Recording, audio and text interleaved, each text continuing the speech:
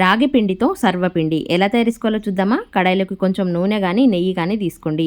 తర్వాత ఒక కప్పు రాగి పిండి వేసి పిండిని లో ఫ్లేమ్ లో చక్కగా వేపి పక్కన పెట్టుకోండి. మళ్ళీ కడాయిలోకి కొంచెమంత నూనె తీసుకొని తాలింపు గింజలు, కట్ చేసిన ఎల్లిపాయ ముక్కలు, పచ్చిమిరపకాయ ముక్కలైనా ఎండుమిరపకాయలైనా వేసుకోండి. తాలింపు బాగా వేగినాక ఉల్లిగడ్డ ముక్కలు, క్యారెట్ తురుము, కొంచెమంత బీట్రూట్ తురుము, అలాగే తినేదాన్ని బట్టి ఉప్పు వేసి బాగా ఫ్రై చేసుకోవాలి. మరీ మెత్తగా కాకుండా సగం వరకు ఉడికించి పక్కన పెట్టుకోండి. ఇప్పుడు రాగి పిండిలోకి నువ్వులు, పుట్నాలు, కొంచెమంత కొత్తిమీర ఎక్కువగా వేసుకోండి.